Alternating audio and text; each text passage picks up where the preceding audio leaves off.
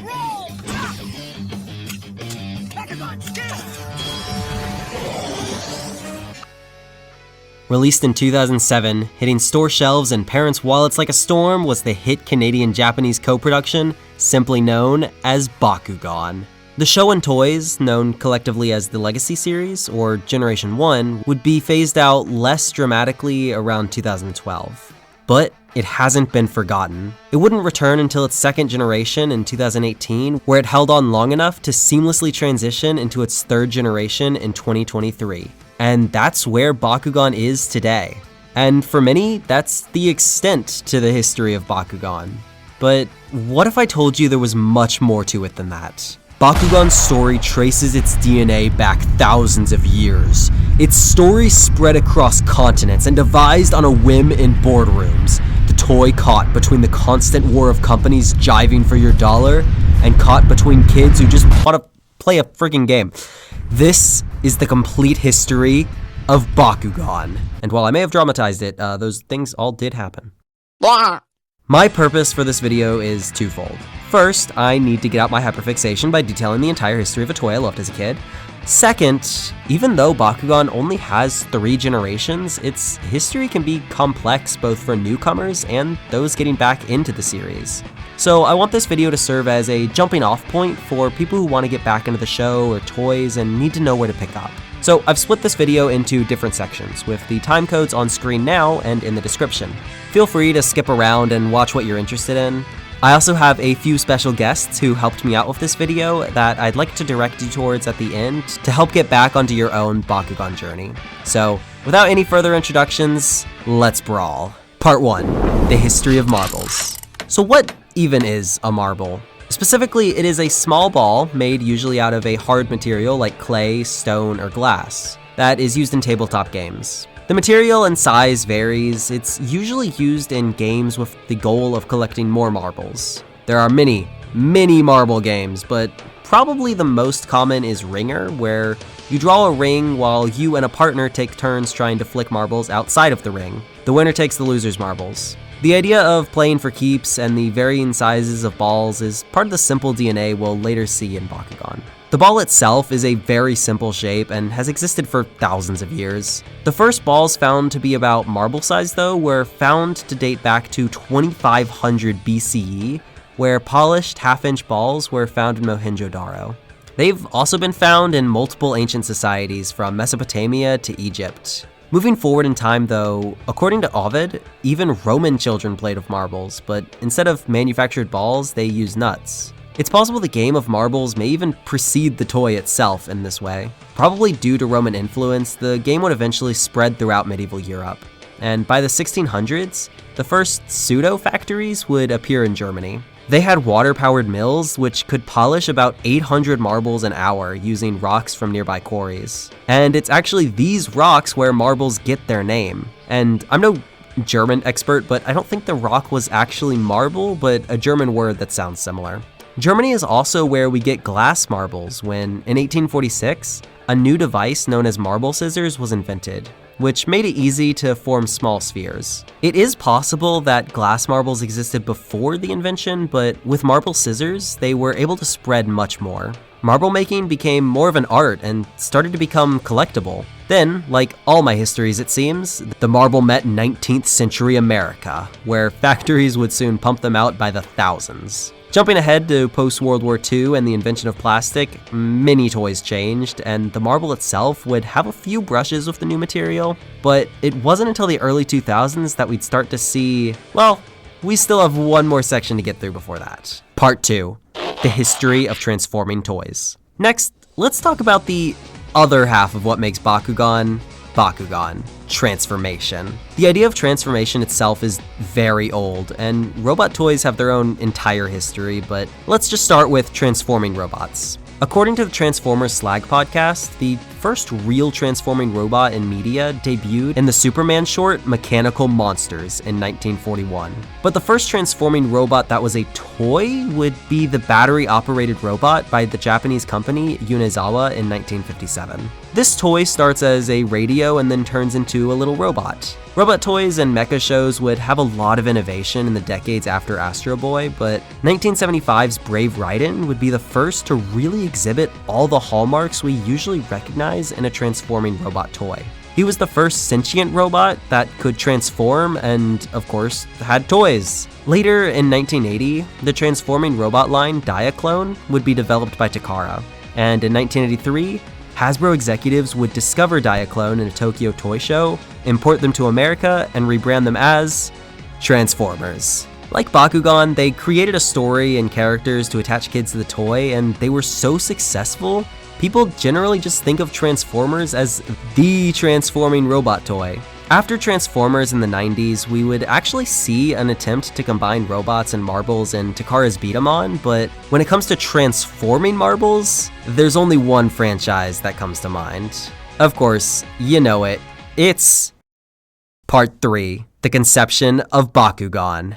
Our story rewinds back to the early 90s, which I guess is kind of where we just were. 3 bros being dudes wanted to go into business together. They start by selling the Earth Buddy. It fulfills the middle-aged dad dream of growing hair, but with grass. It was an instant hit, and they struck a $2 million deal with Kmart during the holiday season. And calculating for inflation, that's probably a lot more now.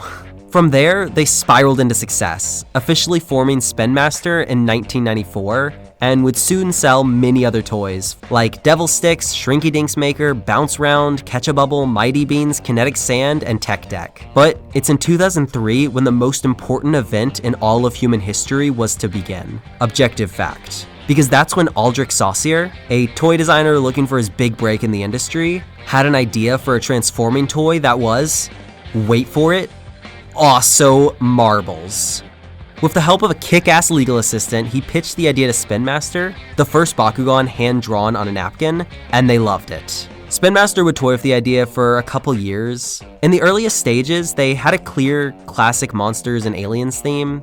They would even toy with the idea of Bakugan being used as tie-in toys for other franchises, creating designs for Kamen Rider, Power Rangers, Evangelion, and even, ironically, Transformers, among others. But the idea that would stick would be the concept of the action marble. Action marbles are micronized figures of your favorite heroes, villains, and vehicles that change into collectible-themed marbles that can be played with or displayed. Each action marble is about the size of real marbles and features intricate transformations, high detail, and limited articulation. Constructed out of plastic with a weighted center, they even feel like the real thing. Larger marbles, such as shooters, could feature more articulation and possibly even an action gimmick. A mere handful of action marbles is an entire universe of adventure. The Battle Brawlers were even developed very early on, but they were not quite like we know them today.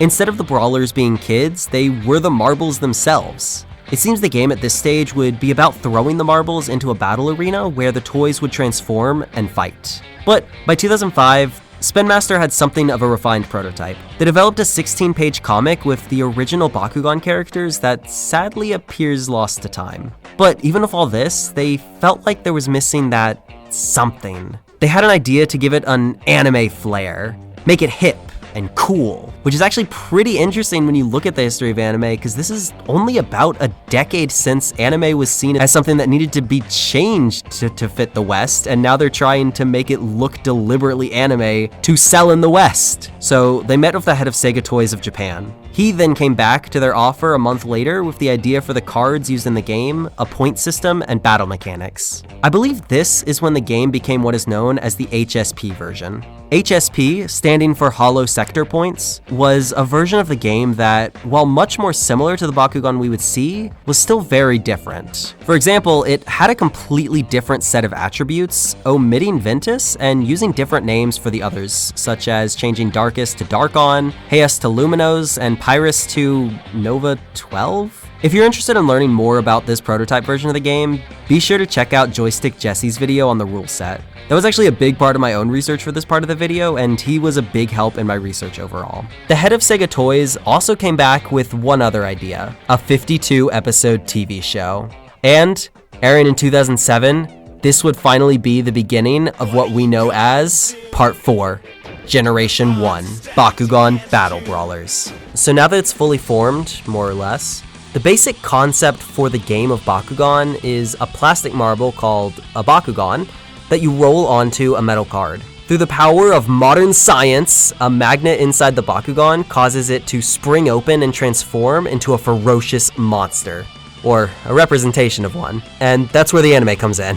There are also paper cards used in the game, but I won't get into too much detail in that. I have to once again point you to Joystick Jesse, who has an excellent rundown of the original series rule set, linked in the description. So, now, in talking about the history of Bakugan, let's start with what most of us think about when we think about, I've said think about way too many times. Anyways, it's the Battle Brawlers. Bakugan Battle Brawlers began airing in Japan from April 5th, 2007 to March 27th, 2008 on the channel TV Tokyo. This is notable for being a year before releasing the actual toy, so it was kind of a flop. They were still testing it in Canadian markets and wanted to have it actually out before they aired it. But it finally aired in English on February 24th, 2008 on Teletoon Canada and on Cartoon Network in the US. It ran until February 28th of the following year. Co-produced by Nelvana Animation and TMS Entertainment, the show actually had some stacked production credits. The director, Mitsuo Hashimoto, was also notable for having worked on all 3 Dragon Ball series,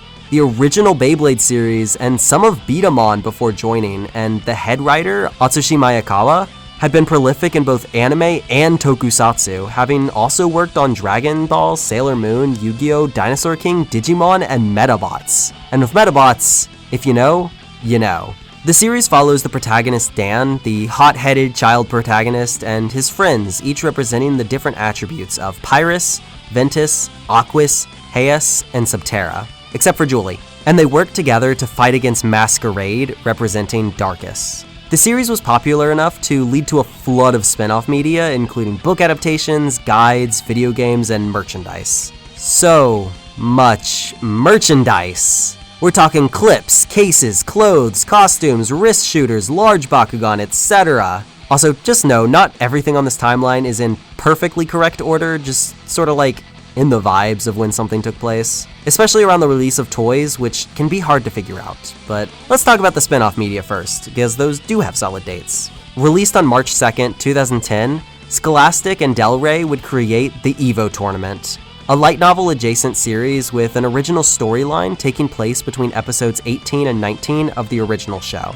A little earlier, on October 20th of 2009, Now Production and Activision would release the Battle Brawlers video game for DS, Wii, Xbox, everything basically. This game received mixed reviews, but still became the second best-selling DS game of the year and introduced the game original Bakugan Leonidas, who remains a fan favorite to this day despite never getting an official toy version. On March 23rd, 2010, the Battle Trainer game was also released, this time playing as Dan with amnesia rather than an OC like in the last game. Finally, in 2010, Japan would receive a mixed arcade card game in the style of Mushi King, and I keep saying it, but I will get to Mushi King eventually. But that sums up the games and other media.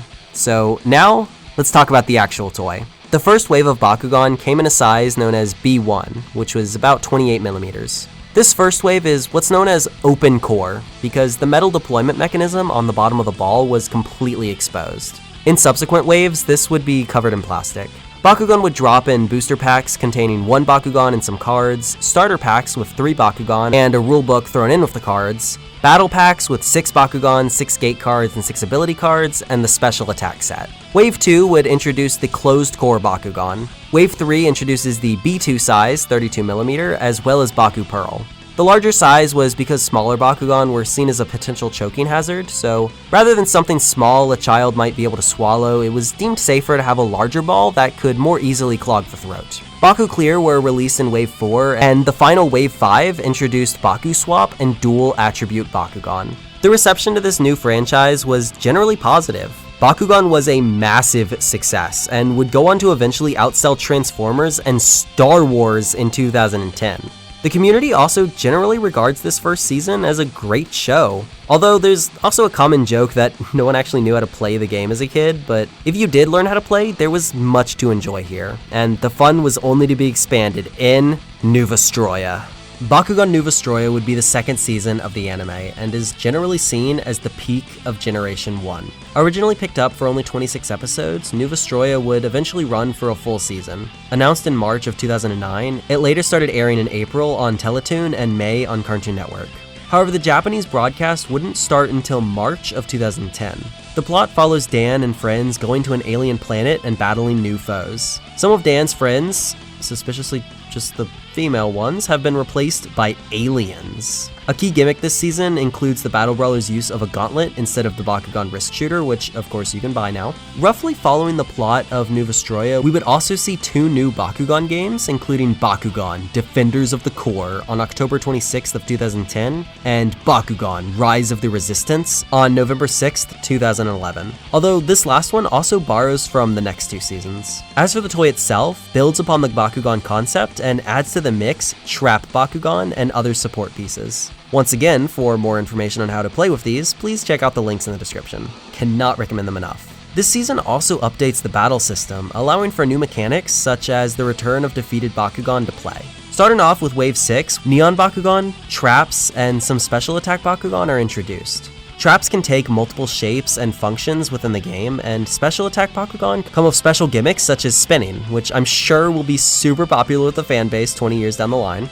Wave 7 introduces another color variation in Baku Bronze, which Wave 8 follows up with the Baku Glow. No, they do not actually glow. Baku Steel came out in Wave 9, but it's just another color variation and they don't actually use metal. Wave 10 introduces 2 variations with Baku Crystal and Baku Core. Baku Core Bakugan are basically just regular non-darkest Bakugan that have darkest elements incorporated into their designs. Wave 11, the last wave of New Vestrioa, would then introduce B3. This is not actually a size change, but instead refers to a special treatment of Bakugan. New Vestrioa would have a capstone toy of Maxis Dragonoid, but other than that, that's the releases. I do want to also briefly mention one other thing. So in South Korea, the company Sonokong has been distributing Bakugan.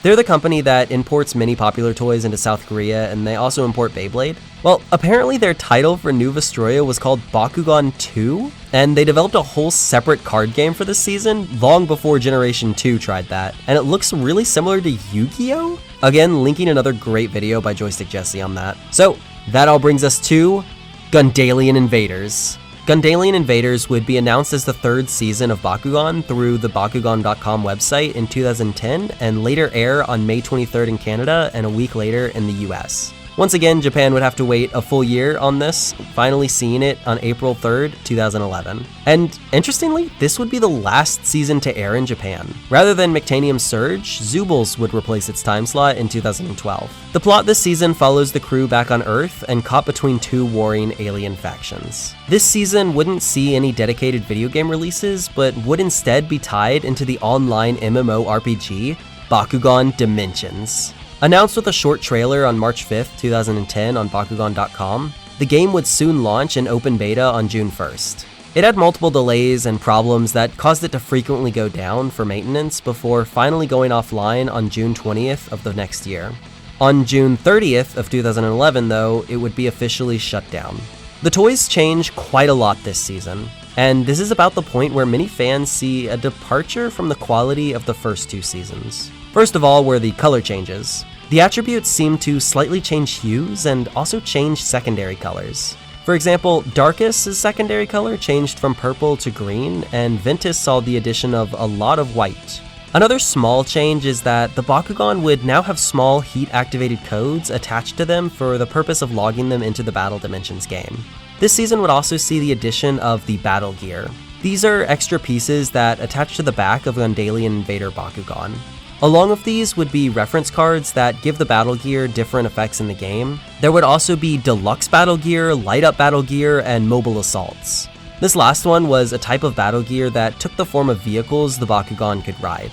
There would also be more special attack Bakugan with special gimmicks and a higher price. Finally, there were the new Special Evolution Bakugan, with a much higher G-power that would evolve from another Bakugan during gameplay. Aside from the Bakugan themselves, Gundalian Invaders also saw the release of the Baku Meter, a wristband used for keeping track of numbers in the game, Baku Eggs, which were only released in Europe, and the Baku Capsule, which was an improved version of the Baku Clip. I can't find any information on the release waves, so none of these are in any particular order. This is the season where most people began to fall off, so it's not surprising there's not a lot of information on it. But Bakugan continued on in Mechtanium Surge. Mechtanium Surge launched in Canada on February 13th, 2011, and on March 5th in the US. It would be the last season of the original generation, and was only 46 episodes long, compared to the previous 52 episode seasons. It was originally only greenlit for 26 episodes, so the season is split into 2 arcs. Interestingly, it was dubbed in Japanese, but never actually aired in Japan.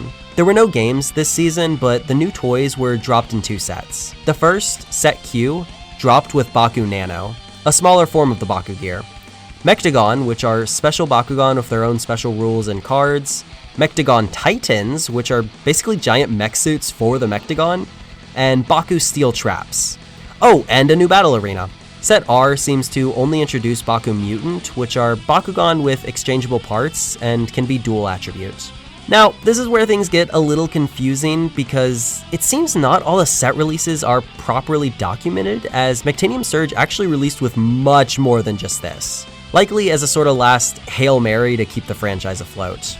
So there were also Baku Fusions, which I think are a subtype of the Baku Mutant. There were Baku Mines, but only one was ever released. There's the Bakugan Battle Suit, which is similar to Mobile Assault, but they have holes for Nanogon compatibility. There is the Baku Launch, which is a new launcher that is also a Baku capsule, which is kind of cool. And finally, there's the European exclusive Baku Blaster. These were Bakugan that were a bit bigger and shoot Baku discs. But with that, Generation 1 ended.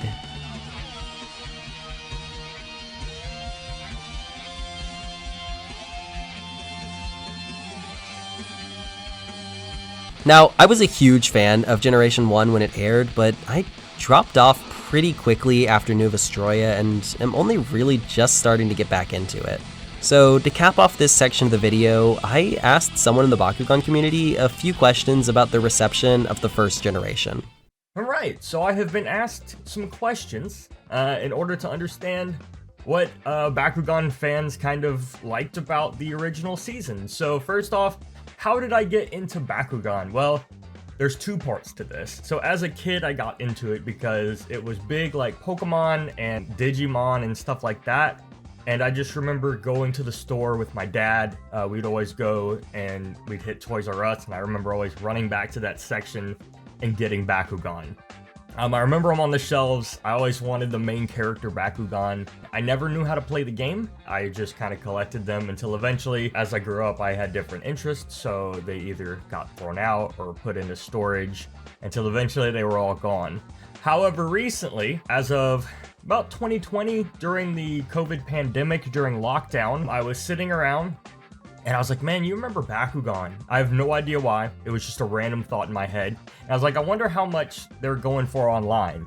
And so I didn't know which Bakugan I wanted at the moment. I was like, I just want a main character. And of course, the first one to pop up is Drago. So I had to learn Drago's name and then looked it up. I looked it up on eBay and I was like, man, these are kind of going for a lot of money. They could be like good collector's items. And I bought one and it was super cool. And I was like, man, I have to have more of these.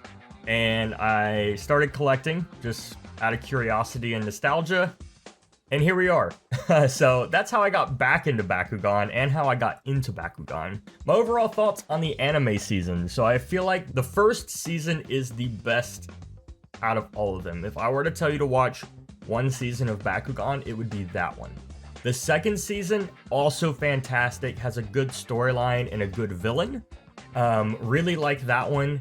It does a lot to really add on to the first season and kind of refresh what the ending of the first season was. I do not like the third season, Gundalian Invaders. I thought it was the most boring season ever. It was just, to me, the characters weren't that engaging. The Bakugan weren't that engaging. I just don't like it. I literally felt exhausted after watching the third season. The fourth season is okay. So there's 2 arcs. The first arc is pretty good. The second arc is also pretty good, but I disagree with the main villains on that. I feel like it got a little bit out there. And the ending is kind of weird. I won't spoil it. The ending is not what you expect it to be. The toys, though, were really cool. Just the aspect that you have a marble that pops open on a magnet and becomes a monster is really, really, really cool. And as like a, 8 to 10-year-old boy, that was the thing. I never learned the game as a kid. However, now that I've learned it, I really appreciate it. It's fun. It's repeatable. You can get your friends over and play, and I've played for hours on end before. You can make it as competitive as you want. There's also a lot of random chance to it, so it's like everyone, has a chance to win, basically. So it's just, overall, it's a good game. It's coherent, it makes sense, and everyone can have a blast with it. Growing up, I remember having the first wave and then going into the second wave. And honestly, as like a young kid, this didn't affect me at all. I remember getting the B1 size, and then it would upgrade to the B2 size, and my only thought was like, oh, these are bigger. Okay, whatever. In terms of new waves, it's almost like you didn't even recognize them, you just noticed new Bakugan. How has your opinion of Gen 1 changed since getting back into Bakugan? Definitely more appreciation, especially in the position I am as a YouTuber who's doing this and sharing my collection online and being so involved in the community. As a kid, this was just a toy and something to do, and I didn't really understand it. But now going into it, my whole perspective has changed. I get to communicate with this huge community and get involved with stuff like this, these kind of videos with collaborations.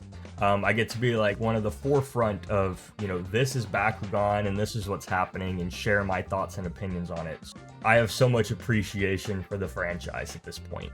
Generation 1, I think the best way to describe it, as I've been saying, is nostalgia. Everyone looks at Gen 1 and thinks, man, those were the good old days. Just because as a kid, that's what we did. We took them on the bus and we, had them on the playground, and we would sit at the cable box in our neighborhood with them and pop them open, right? We'd invite our friends over and play and just roll and try and do cool stuff with them. We had these big containers of just filled with Bakugan. And then for the most of us, our families either put them in storage or got rid of them. And coming back into this Bakugan community, during COVID, which is for some reason, whatever reason, I guess the nostalgia brought it out. Everyone still loves Gen 1. If you compare it to Gen 2 and Gen 3, Generation 1 is still king. And I think it just has a lot to do with the success of the anime, the uniqueness of the toys, and then the game itself. The game itself is just incredibly fun to play. And I'm just honored to be on this. I hope that I was able to bring some insight into the Generation 1 section. And yeah, now back to the regular video. Part 4.5, BakuTech. Now, before I move on, even though the Mayan calendar predicted its downfall, Bakugan actually did see some life after 2012. Some people consider this part of Generation 1, and some consider it Generation 1.5. I've even seen one person suggest this is Generation 2, but whatever form it takes, its name is BakuTech. BakuTech would begin serialization as a manga in the September issue of the kids magazine Koro Koro by the mangaka Shingo Maki, and it would run until 2014. The manga would follow a whole new story with original characters. It would soon receive an animated adaptation, as these sorts of things are ought to do, by Shogakukan Music and Digital Entertainment. It would air from April 7th, 2012 to March 20th of 2013.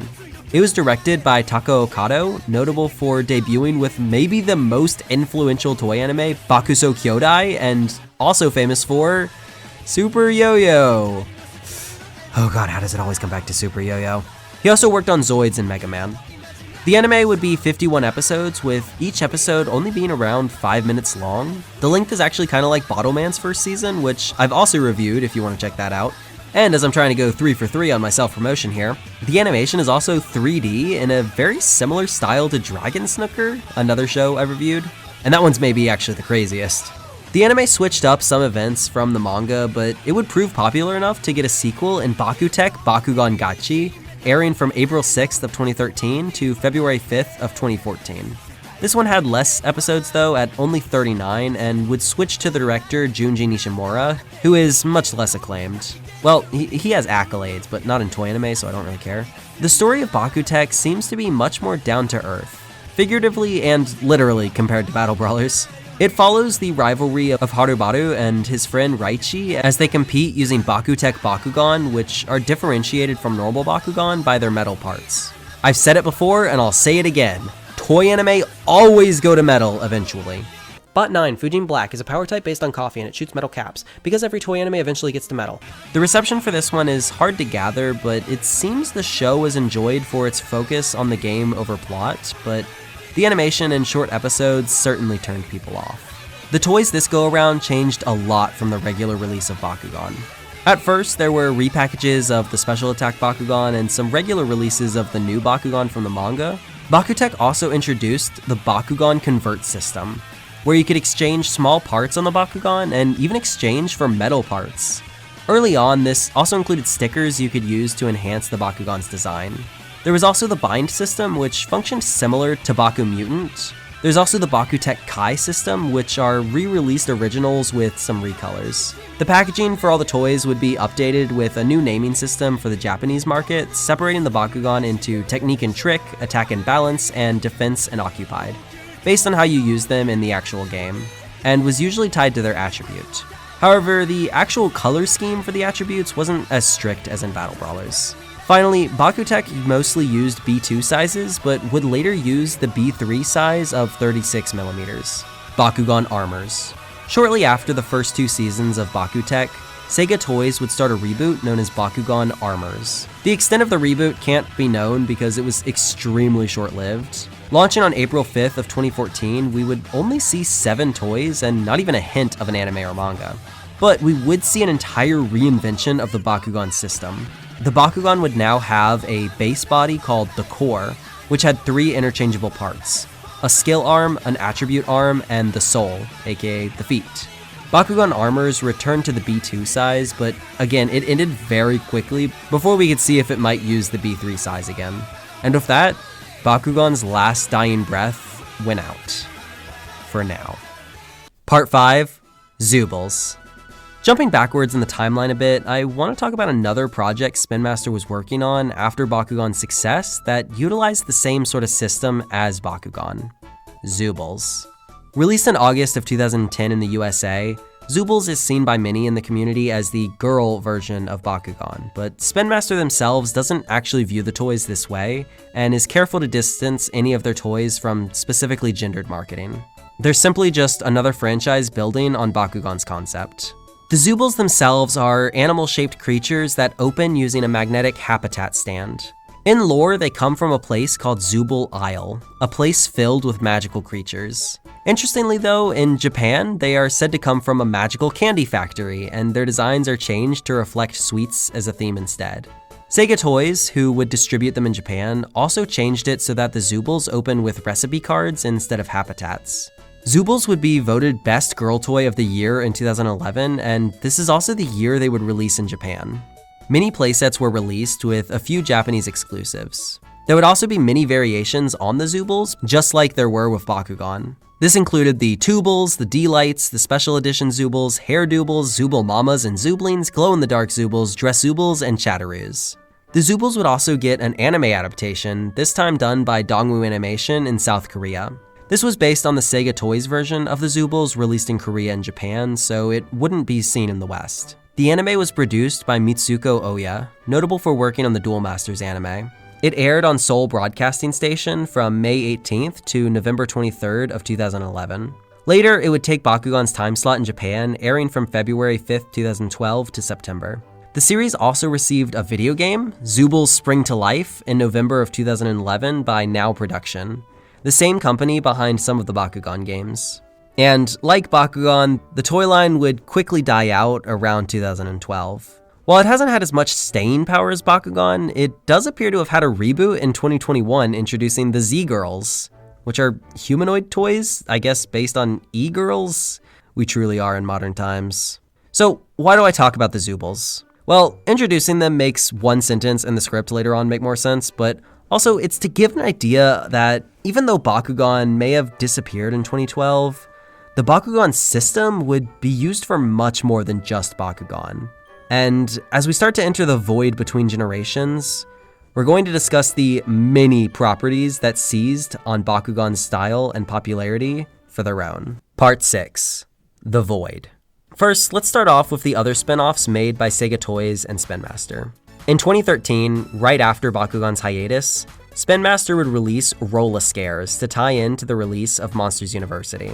Meanwhile, Sega Toys would have a transforming toy in partnership with Sanrio known as Jewel Pets. And I've seen them labeled as a spin-off online, but because it released in 2008, I'm not sure it's really related.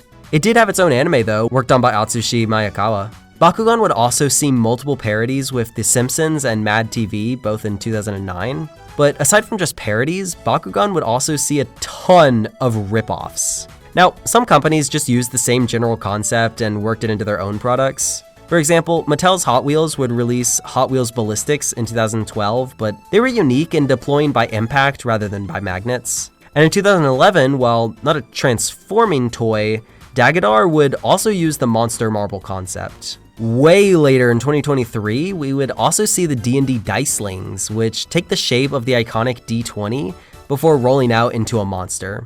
However, there would also be many Chinese ripoffs that were not so graceful in their use of the Bakugan mechanism. The first would be Baowan Boy, which aired in 2008. It's a live-action series where the kids use actual Bakugan toys, and oh yeah, the title is literally just the Chinese translation of Bakugan.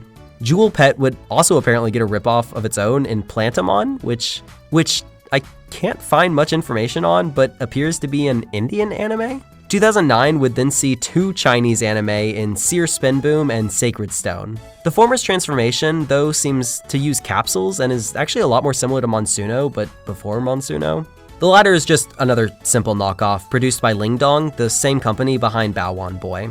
In 2011, we would see Dragon Warrior and Galaxia, 2D and 3D series respectively, and the former, again, being by Lingdong Entertainment. Lingdong would actually be behind a lot of these, later coming back in 2017 with Eon Star Hunter, which is just another blatant ripoff of Battle Brawlers. Finally, as of what I can find, 2013 would see Beast Invaders, a hybrid 2D and 3D series that I think is still ongoing. Let me rephrase that. Finally, for Bakugan, because Zoobles would also have its own ripoffs in Happy Toon and Very Perry. Happy Toon seems to have existed prior to Zoobles and just later created an app or toy line with the same mechanism. Very Perry though is interesting though for being a Chinese and South Korean collaboration. So yay, get that bread and communally.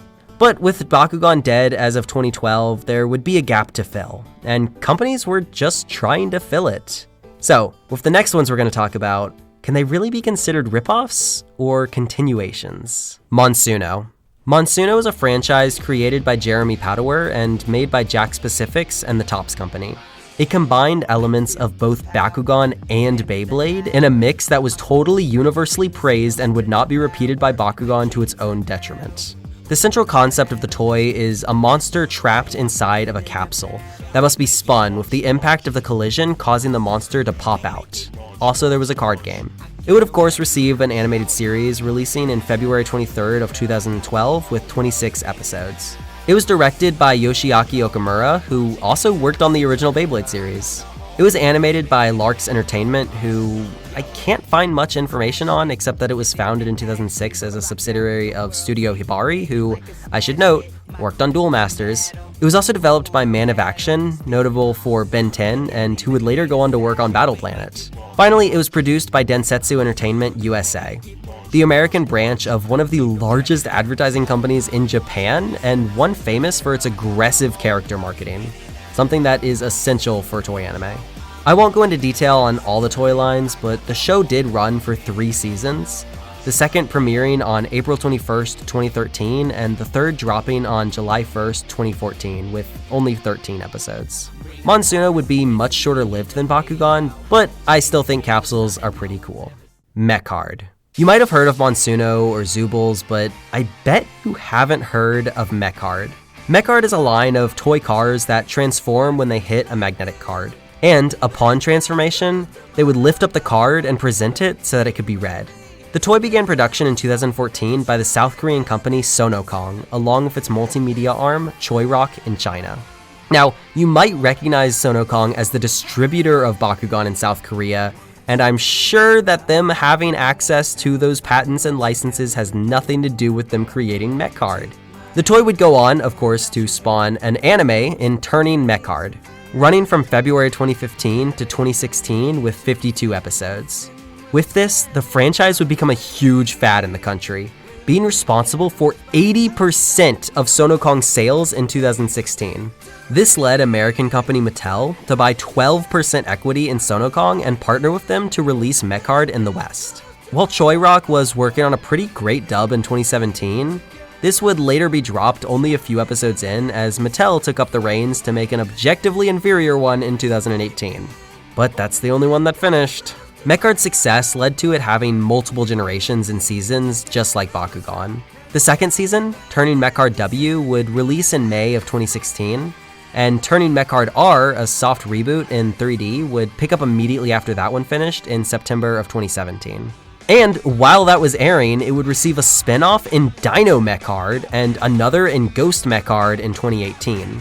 We would then get Bibasha Mecard in 2019 with a short hiatus leading to the most recent adaptation of Mecard Ball in 2021. It even received a movie in January of 2017 based between the events of seasons 1 and 2. And all this success did not go unnoticed.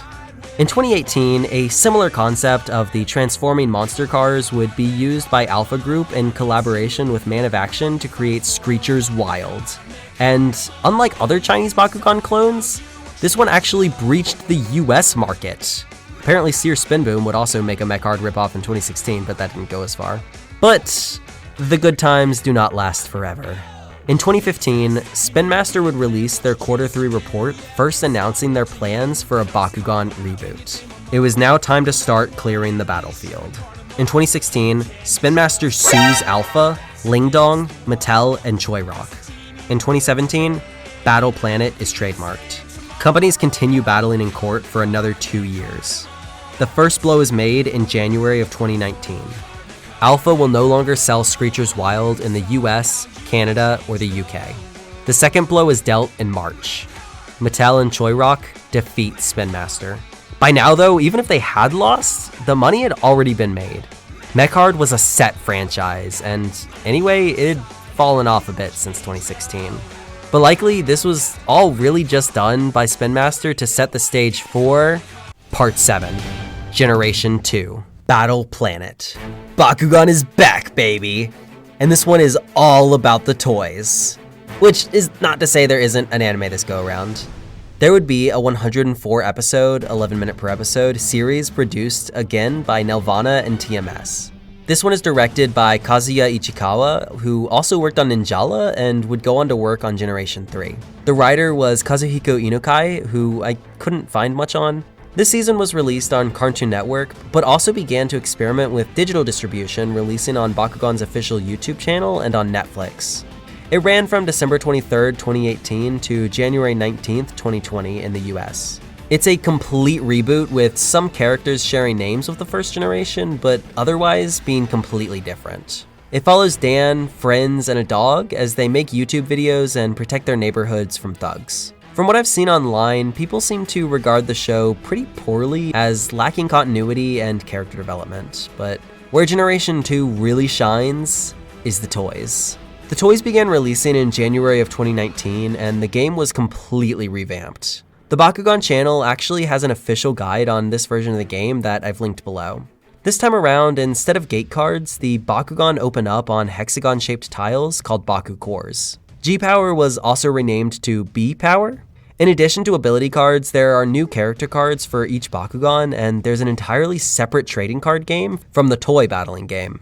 It appears there was also an app that integrated the toys, and finally Subterra was renamed to Auralis, or Auralis, to better fit the naming scheme of the other attributes. The attributes were also changed to factions, and this is because Sega Toys still owned all the designs for the Legacy series Bakugan. This also means we wouldn't see any reproductions of the original Bakugan, and may be related to why the reboot is as different as it is. This time, Spin Master produced their own toys and just worked with Takara Tomy for distribution in Asia. Now, this generation would also introduce two types of Bakugan. Core Bakugan, which are, well, they're Bakugan, and Ultimate Bakugan, which can jump and flip the hexagon tile they land on. Suspiciously like a Mecard. Now, this generation launched with a bang. Right off the bat, we saw single packs with a Core Bakugan, 2 Baku Cores, that's not confusing, and a character card. Ultra singles with 1 Ultra Bakugan, 2 Baku Cores, and a character card and ability card. Starter packs with 1 Ultra Bakugan, 2 Core Bakugan, 6 Baku Cores, 3 character cards, and 3 ability cards. Starter set with 1 Ultra Bakugan, 2 Core Bakugan, 6 Baku Cores, and 3 character cards and 40 ability cards. Battle packs with 2 Ultra Bakugan, 3 Core Bakugan, 10 Baku Cores, 5 character cards, and 5 ability cards.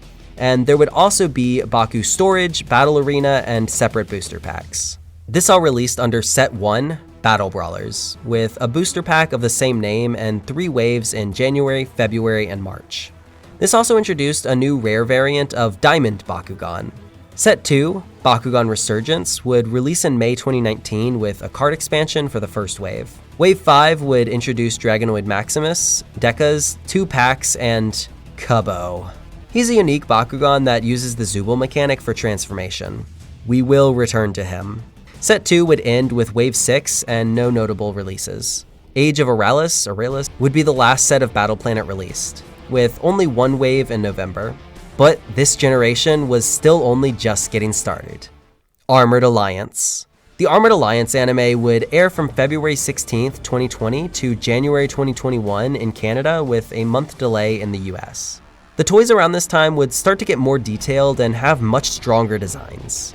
There would also be a number of new cards such as Gate Trainer cards, which are just gate cards but they serve no game purpose. Flip Hero cards, which go into play as a hero card when, well, flipped. Dual Faction cards, and Fusion Bakugan cards. The first set, Armored Elite, would be released around December of 2019. It introduced another expansion for the card game as well as the new Baku Gear, which was the successor to the Baku Nano and Battle Gear. All new Bakugan would come with hexagonal holes to connect to the Baku Gear.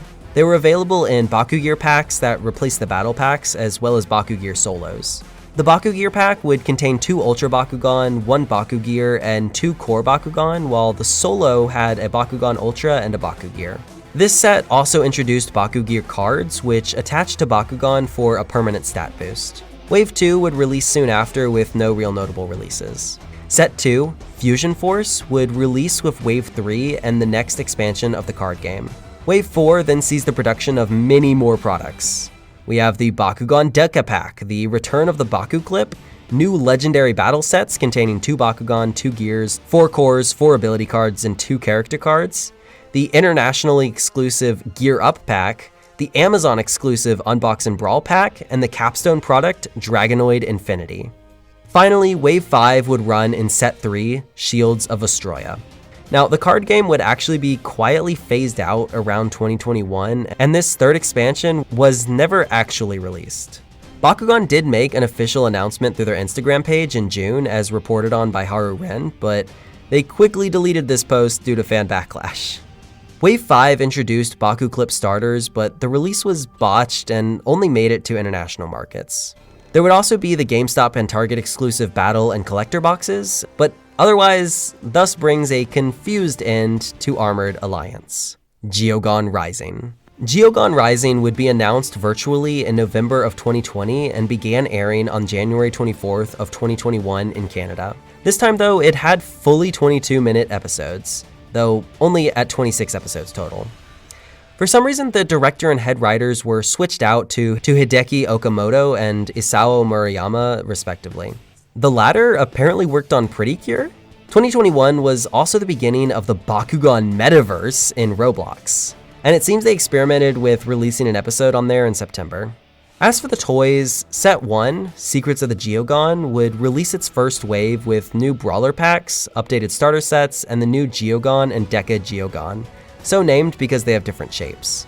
Wave 2 would bring back the fan favorite Kubo in the new Cosplay Kubo, and this was a mistake. Soon, there would be re-releases of Kubo in mini costume variants. Kubo would flood store shelves. It would overshadow actual Bakugan. It was all you could see. Entire stores covered in nothing. nothing but Cubbo. Fans were not happy to say the least. Wave 3 would release with more Cubbo packs, but also introduce Geoforce Dragonoid and Ultimate Vilok.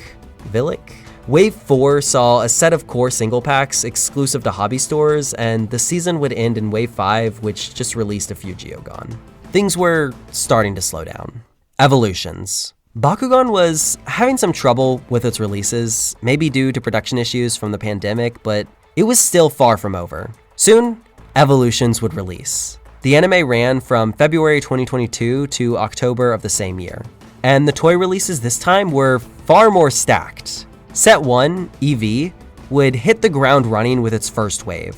This introduced Platinum Singles, new Bakugan that used actual metal, Mythic Singles, which were translucent Bakugan, apparently only found at 5 and below, Platinum Power-Up Packs that paired a Platinum Bakugan with 2 Nanogan, Battle Strike Packs with 3 Bakugan, 2 Nanogan, and a Geogan, and finally the BakuTen.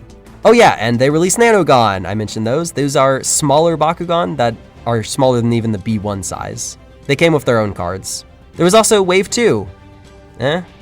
Set 2, named EV2, would have another banger wave in Wave 3. This release had the Bakugan Genesis collection, containing 2 light-up Genesis Bakugan, 4 regular Bakugan, and 2 Nanogan. There was the Battle Amp pack with 2 Bakugan, 1 Battle Gear, 1 Geogan, and 1 Nanogan. The Nanogan Brawler pack with 3 Nanogan, the Mythic Battle pack, and 6 Mythic Bakugan, and the Monster Jam Dragonoid RC Monster Truck.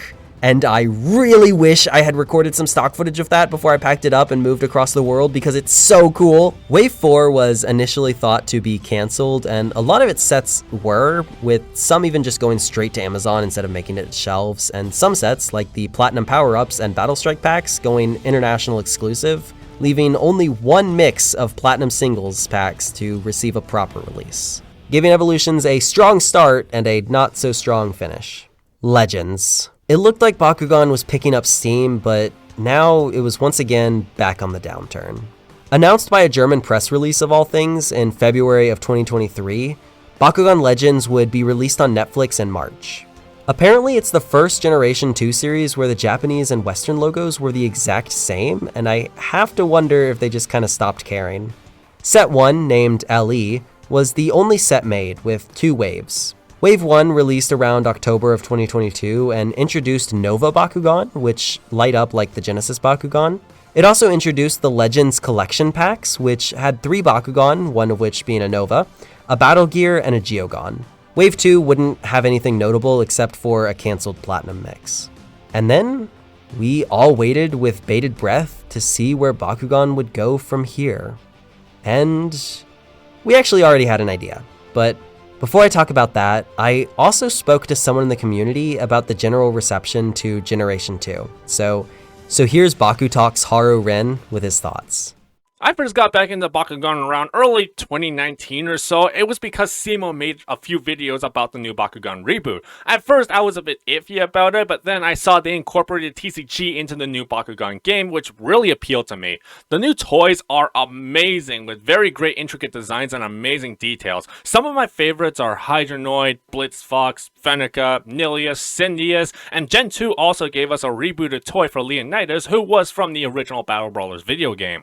The new TCG game, while life decking could have been changed up a little bit, it was overall an amazing game with focus on skill rolling along with the luck of the draw. The community reaction to the TCG was overall positive with great card designs and the fun of just rolling marbles to determine your moves and emphasis on practicing to improve your gameplay, because if you can't roll, you can't just buy an upgrade, you just had to get good. And the fact that it got canned due to Spin Master being absolutely incompetent at marketing the local game stores left a big sour taste in everyone's mouths. The Gen 2 show was pretty mixed, with great presentation on animation and characters. Some of the best characters were Magnus, Athena, Leah, and they even had Jason DeLine returning as Dragonoid. But while the story was there was some mixed reactions to the writing, calling it juvenile and catering too much to kids.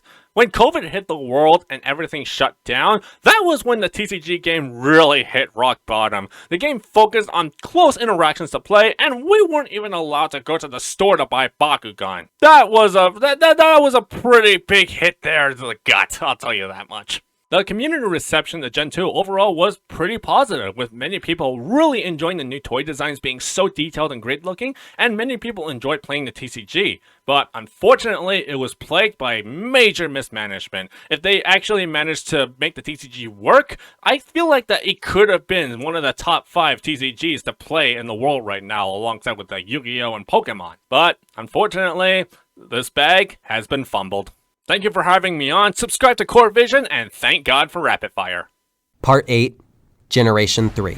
Right after the end of Generation 2, and actually while it was still in the process of ending, we would start to see glimpses of Generation 3, and hopes were high. But also, expectations were low. We received a number of teases and early releases in 2023. It wasn't until June 14th, though, that the official Bakugan social media accounts would begin showing promotional images, and on June 16th, the first teaser was uploaded to YouTube. Once again, Bakugan partnered with Roblox and set up a virtual event on July 24th, and even announced the release date for the anime. Though this was delayed, the anime would once again be a full reboot, with some names carried over. It was originally released on Netflix with 26 episodes in 2 batches. The first batch dropped on September 1st, 2023, and the second set on January 8th of 2024. It would later run on Disney XD from September 23rd to March 30th of 2024. The plot of this one follows Dan and his friends as they navigate a world changed by Bakugan, war, and segregation. And if you're interested in that premise, be sure to check out my review of the first season. This show keeps the same writer and director from Generation 2 and is produced by Spin Master and TMS. It is slated to later be dubbed for Japan for release in the summer of 2024. The anime even ends on a cliffhanger for Season 2, showing that the series was going strong and the company already had plans for the future. This is called foreshadowing. The game was once again changed with new special attack Bakugan. These have split halves like with Baku Mutant or the BakuTech bind system, as well as holes for a ripcord for spinning and a ring for attacking. And yeah, this is where some have drawn comparison to Beyblade. For a more in-depth discussion on this, I cannot recommend Dan Kuso's video on the subject enough. The game also uses a new split card system and actually restructures the entire game with 3 different levels for beginner, intermediate, and advanced brawlers. There are also now 3 card types in regular character cards, brawler cards, and special attack cards. There are also clan-themed gate cards that have battlefield designs on them to tie into the battlefields in the anime. The changes continue as attributes have also been completely done away with in place of factions based on monster type and color. And I mean that last one literally. There are now 7 clans: Aquatic, Avian, Dino, Dragon, Insect, Mammal, and Misfit based on the different designs of Bakugan. And there are 5 colors: red, blue, green, white, and black/purple. We also got new Bakugan variants, including the Titanium and Gold variant Bakugan that are big this season, as well as the new BAM Boost Bakugan, which are translucent with metallic paint. We continue to have Diamond Bakugan, but there are also now Galactic Bakugan, which are translucent purple, and Infinity Bakugan, which supposedly have real gold used in the flywheel. Now you might notice I'm not really using the wave release structure, and I'm not really going in depth with all the packs this time around because, well, it's still ongoing. This is the current generation. You can walk into the store or pull up Amazon as of the time of this writing and see what exists. So far though, the opinions on Generation 3 seem to be mixed. I've heard that the anime is generally better in many areas compared to the first series, and many people have really latched on to one of the new characters, Mia, who at times has a lot more prominence and development than even Dan. But reception of the toys has been much more negative. Being called ripoffs of Beyblade and generally having worse quality than before, the game itself also just makes very little sense. And all this unfortunately leads me to the last section of the video. Part 9, the future. When I first wrote this, I said that the future is still uncertain, but hopeful. Now, however, things have changed. Spin Master has released its earnings reports, and quarter after quarter they are showing losses. Season 2 is apparently almost finished, but it hasn't been officially greenlit and may not be released. As well, there's evidence that production of Bakugan toys has stopped entirely, and it may already be the end of Generation 3 before it's even really begun. But I've caught up to the present, and all we can really do is watch and wait. It's possible Bakugan bounces back from this, but it's also possible we end up with another long break like after Generation 1. What is certain though is that this time around, there's a much larger and passionate fan community. It really seems like the failure is not due to poor hype, but a botched release. And if it does come to an end of Generation 3, at least the community is still there to brawl. The wait may not be so long this time. Alright, here at the end of the video, I wanted to thank JoystickJesse for helping out and reading through the first draft of my script for this video. If you're getting back into Bakugan and collecting and don't know where to start, I cannot recommend his videos, and especially his buying guide, enough. Also, if you want to keep up to date with the Generation 3 situation, you should also check out the BakuTalk channel with Haru-Ren. That's where I've gotten most of my information on Generation 3 and the end of Generation 2. He's had interviews with people in the Bakugan community as well as people who work on the show, so I highly recommend subscribing to keep up with the franchise. He also was just a help with finding some information for this video. I've also included some links on how to play the game below, as well as my own review of Generation 3 in the description. Hey, and real quick here, but as I'm editing this just dropped, Haru-Ren along with JoystickJesse is actually doing a promotional live stream on May 25th with the goal to bring Bakugan back again. So be sure to check that out when it drops. I hope this video has helped both the Bakugan mega fans learn something new and help new people or those just getting back into the franchise to have a starting point for learning more. Thanks for watching and keep brawling. Core Vision, out.